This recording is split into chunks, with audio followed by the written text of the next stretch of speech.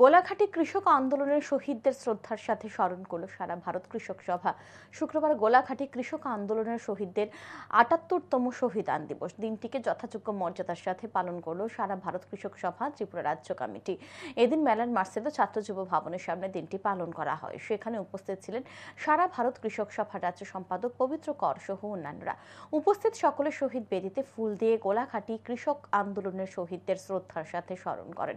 সারা ভারত কৃষক সভার ত্রিপুরা রাজ্য সম্পাদক পবিত্র কর জানান, ১৯৪৮ সালের ১০ই অক্টোবর তখন ত্রিপুরা রাজ্যে রাজতন্ত্র ছিল।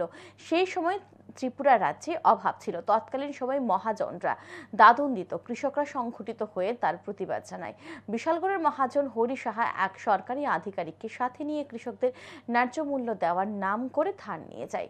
পরবর্তী সময় হরি সাহা তৎকালীন বিশালগড় থানার ওসিকে হাত করে অপর একটি নৌকা নিয়ে ধান ক্রয় করতে যায়। হরি সাহা কৃষকদের ধান দিতে বললে কৃষকরা আগে টাকা দেওয়ার জন্য বলে। এই নিয়ে কথা কাটাকাটি হয়। তখনই অপর একটি নৌকাতে লুকিয়ে থাকা পুলিশ কৃষকদের লক্ষ্য করে গুলি চালায়। এতে ঘটনাস্থলে ১৩ জন কৃষক আহত হয় এবং পরবর্তী সময় তাদের মৃত্যু হয়।